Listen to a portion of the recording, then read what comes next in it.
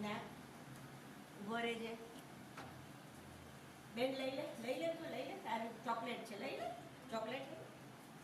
ઉભો રહેજે આને ખવડાવ પેંડો આપવાની આને ખવડાવ મોઢું ખોલ